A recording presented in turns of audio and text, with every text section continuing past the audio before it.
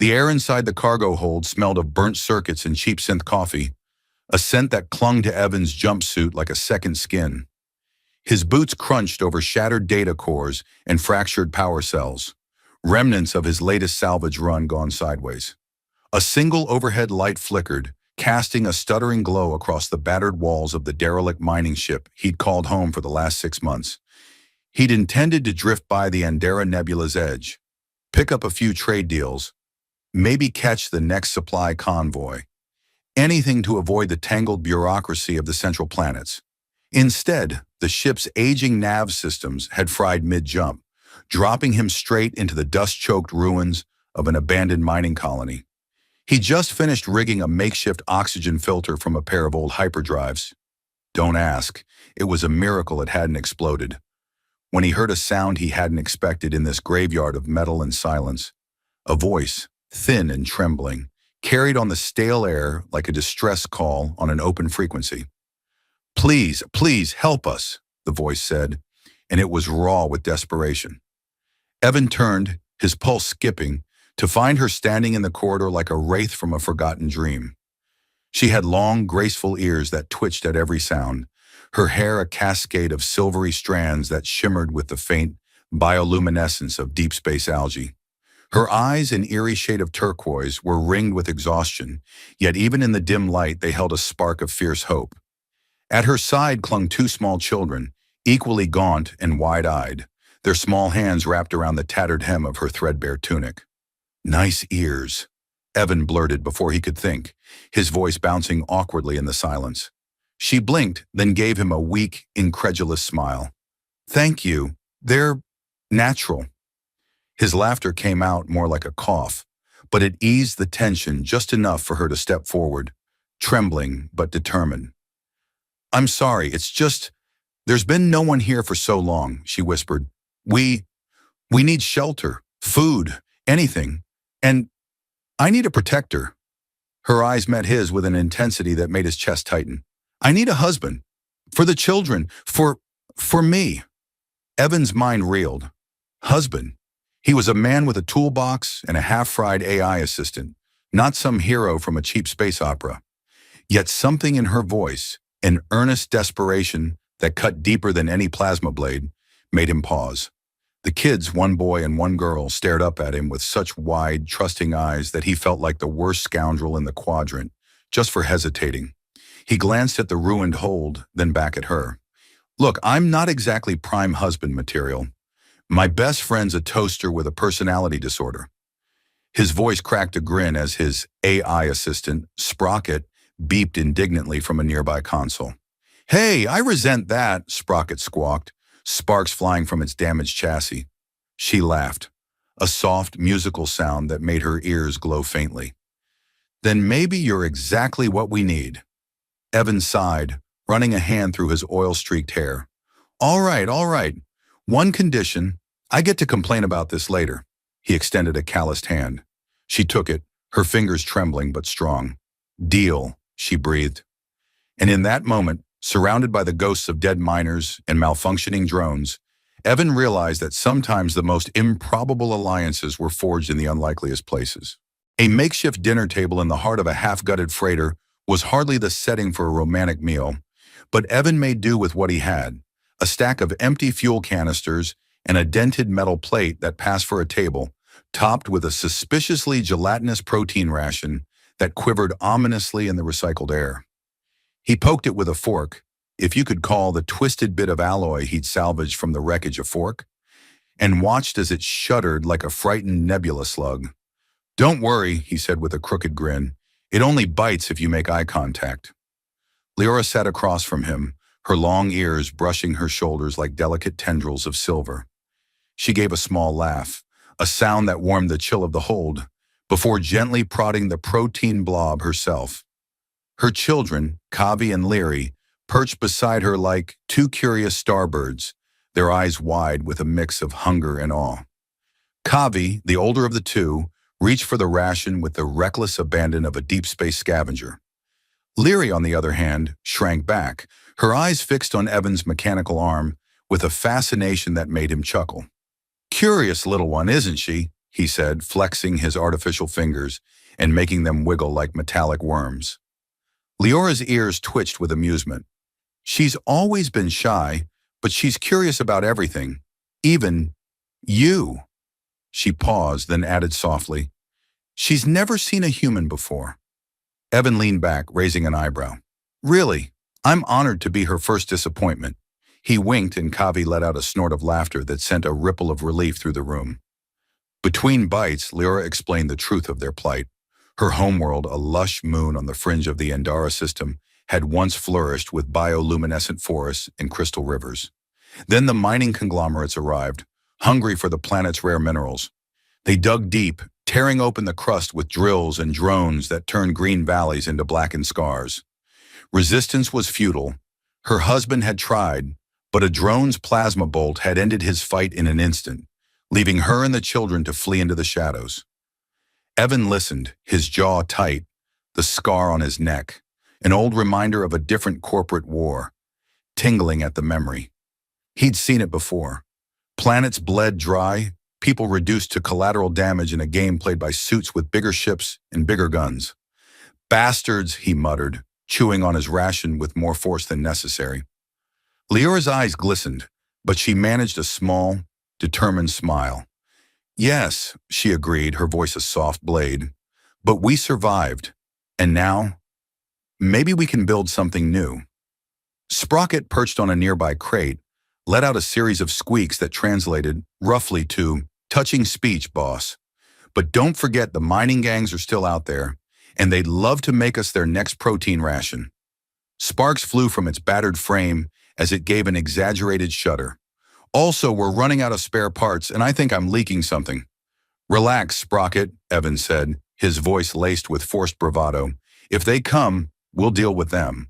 I've got enough scrap here to build an entire army of toaster bots. He gestured grandly at the piles of metal debris that littered the hold, then added with a grin, and at least one of them might actually work. Leora laughed again, and for a moment, the darkness of the freighter seemed a little less oppressive. Kavi clapped his hands, eyes bright. Even Leary edged closer, her small hand brushing Evan's. In that fragile piece, Evan felt something shift, a flicker of hope in the shadows. Maybe, just maybe, this battered freighter wasn't the end of the line, but the start of something worth fighting for. The corridor of the freighter buzzed with half-dead wiring and the occasional spark that spat from exposed conduits. Evan leaned over a console, his brow furrowed in concentration as he jerry-rigged a defense grid from an assortment of old mining equipment and scavenged drone parts. It was the best he could manage given that most of the ship's systems predated the Galactic Concorde, somewhere between vintage and one short circuit from a catastrophic meltdown. He sighed, wiping sweat from his brow. Remind me again why I'm doing this instead of finding the nearest bar on Triton Prime.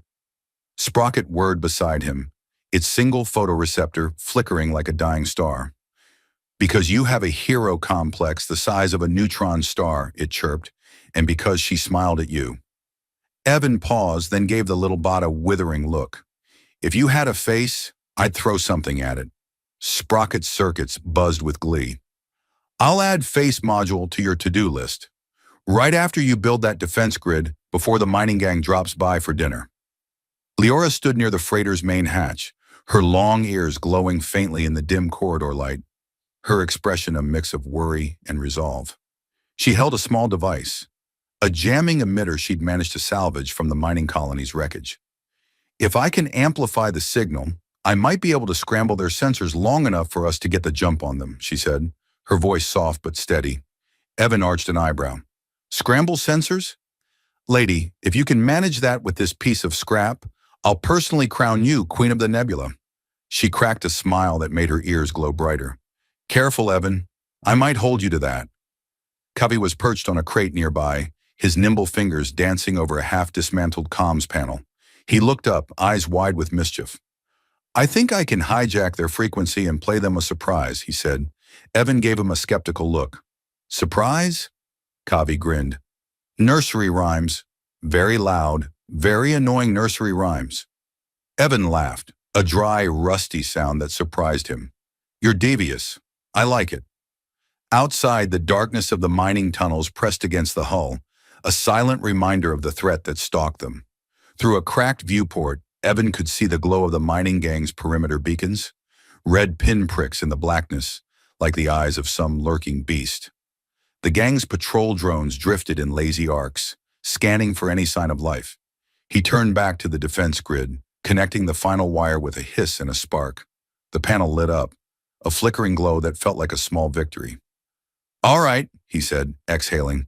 "We've got a weak shield, a jammed comms network, and a defense grid held together by the goodwill of the universe. We're ready." Leora's expression softened. "Thank you, Evan, for everything." He shrugged, trying to hide the sudden tightness in his chest. "Hey, don't thank me yet. We're still one mining gang away from a plasma barbecue." Kavi giggled, and even Leary, hiding behind her mother's leg, peeked out with wide, hopeful eyes. Sprocket beeped. "Sentimental moment detected. Suggest retreat to minimum safe distance." Evan smirked. "Shut it, Sprocket." And as he glanced around the battered corridor, at the kids, at Leora with her glowing ears, at the mess of wires and broken dreams, he felt something strange. Hope. A flicker of purpose he hadn't felt in a long time. Maybe this crew of misfits and half-broken machines could actually pull off a miracle. The first shot sizzled through the freighter's hull like a rogue solar flare, leaving a molten scar that smoked in the recycled air. Evan ducked instinctively, his mechanical arm whirring as it scraped against the bulkhead. "Well," he muttered, "guess they're not here to share recipes." Sprocket's voice crackled in his earpiece, tone tinged with synthetic glee. "Alert! Hostiles approaching. Also, I just want you to know I told you so." Yeah, Evan growled, crawling toward the makeshift defense grid. He slammed a palm onto the console, praying the jerry-rigged circuits would hold. Sparks danced like fireflies, and the grid hummed to life, a faint glow that spread across the corridor in a flickering pattern. "Shields up," he called out, though the words felt more like a hope than a promise. Leora, standing at the rear of the hold, held the jamming device with both hands. Her long ears glowed faintly, her face drawn in concentration. "They're trying to ping our location with a sensor sweep," she said, voice taut. "I'm amplifying the jamming signal." "Can you do that and not cook your brain at the same time?" Evan asked, half joking, half deadly serious. She managed a smile, though sweat beaded on her brow. "I've had practice." Kavi, perched atop a crate of spare fuses, let out a whoop as his hacked comms panel buzzed to life. "They're getting my message," he crowed. "Nursery rhymes on loop. Starhopper baby and quantum sheep on max volume." Evan couldn't help it. He laughed even as plasma fire sizzled across the corridor. "Good job, kid," he shouted. "If we survive, I'll buy you your own starship." Outside, the mining gang's patrol drones hovered. Plasma rifles charged, their mechanical eyes glowing a menacing crimson. One fired a bolt that struck the shield, sending up a crackle of energy. The shield shimmered, held, then wavered like a dying star. Sprocket beeped in alarm. "Warning! Shield's at 15%. Also, I may have shorted out the toaster." "Priorities, Sprocket," Evan snapped. He jammed another fuse into the grid, praying it wouldn't overload and blow them all to the next quadrant. "Leora, how's that jamming field?" She grit her teeth, her long ears practically pulsing with light. "Holding. Barely." Her voice strained, but her eyes burned with determination. Evan felt a surge of something. Pride for this woman with her glowing ears and stubborn courage. He scrambled for a plasma grenade, the casing dented and one fuse short, and lobbed it toward the drones. It exploded with a fizz more than a bang, sending the drones skittering in confusion. Kavi hooted. "Nice throw, Uncle Evan." "Uncle, I'm not that old," Evan grumbled. But he couldn't hide the grin on his face. Leary, peeking from behind Leora, clapped her small hands over her ears as the shield flickered and hissed.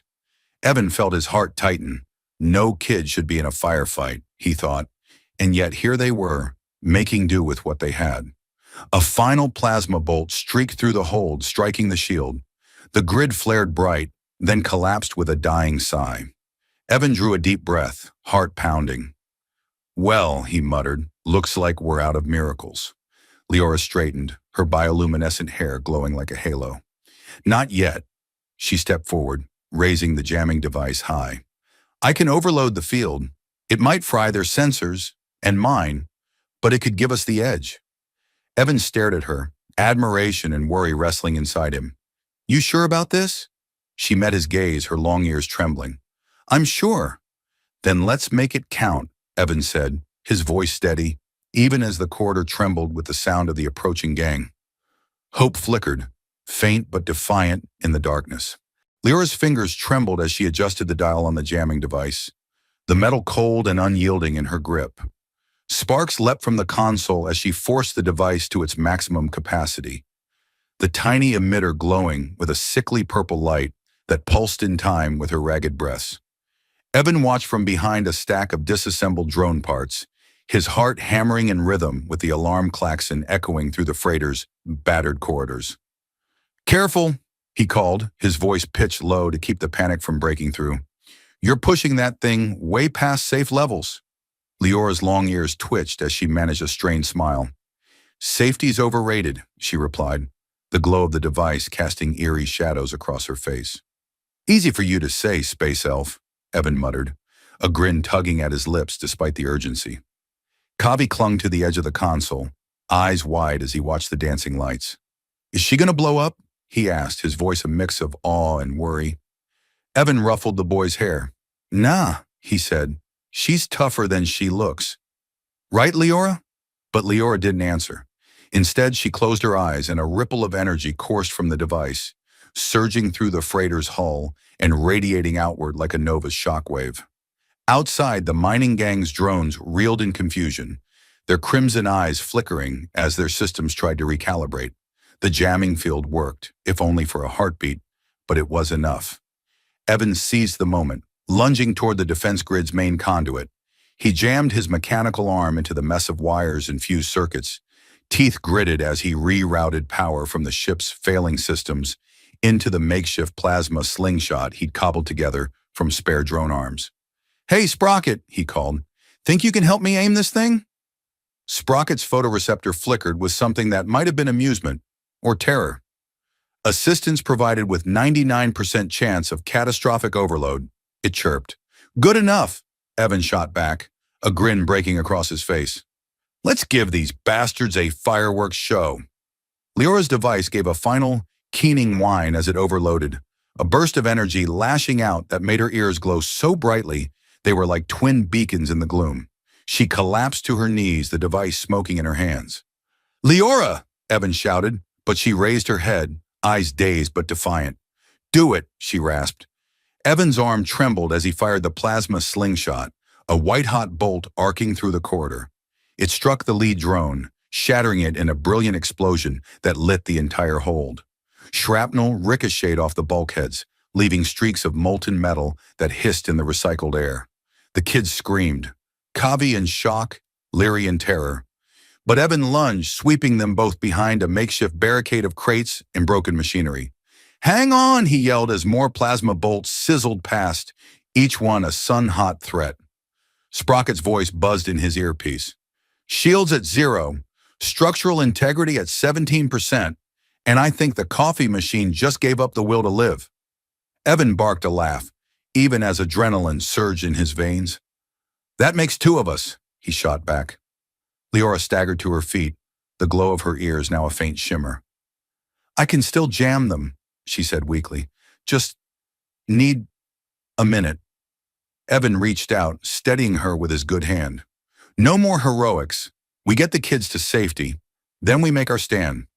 She nodded, her smile small but resolute. Together, then. Together, he echoed, feeling the weight of the words settle over him like the stars beyond the viewport. The fight wasn't over.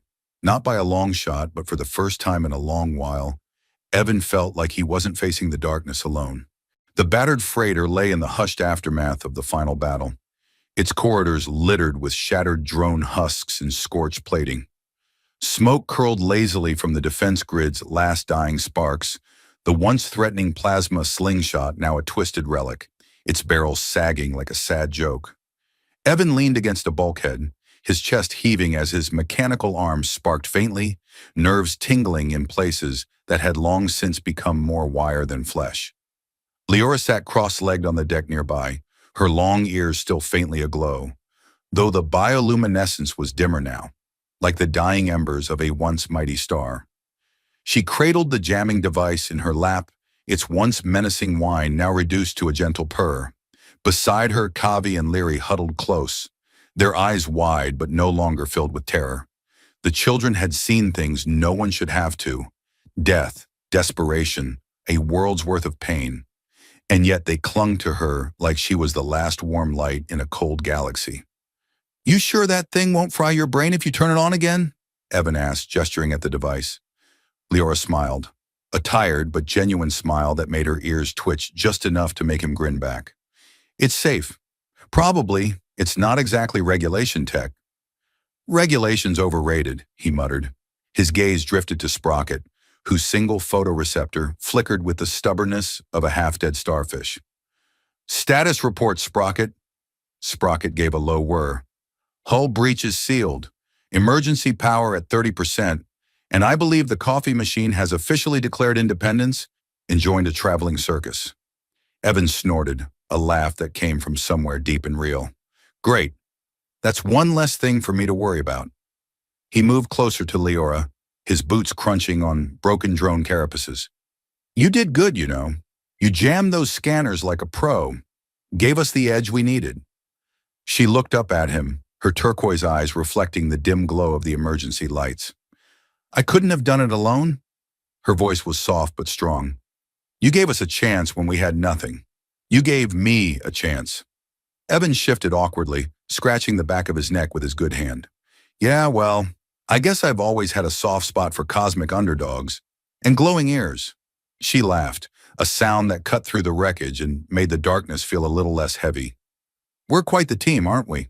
He reached out and gently brushed a lock of her shimmering hair behind one long ear. "Yeah," he said, voice rough with emotion he hadn't expected. "We are." Kavi piped up from the sidelines. "Does this mean we get to stay together? Like a real family?" Evan's heart gave a small, painful lurch. A year ago, he would have run from that question, fled into the black, faster than any drone. But now, after everything they'd fought through together, it didn't feel like a trap. It felt like a promise. He knelt beside Kavi, ruffling his hair. "Yeah, kid. We stick together. All of us." Leary's small hand found his, her fingers warm and trembling. She didn't say a word, but the way she clung to him said enough. Leora's ears glowed brighter, a gentle radiance that spread through the dim hold. "We'll find somewhere safe," she said, her voice stronger now. "A place to start over." Evan nodded, his gaze fixed on the stars beyond the viewport, distant, cold, and yet suddenly full of possibility. "We'll build something new," he said, "together." And in that moment, surrounded by the wreckage of 1,000 broken dreams, Evan felt something he hadn't felt in years. Hope. A quiet, fierce hope that no matter how far you fell, no matter how dark the galaxy, you could always find a way back to the light.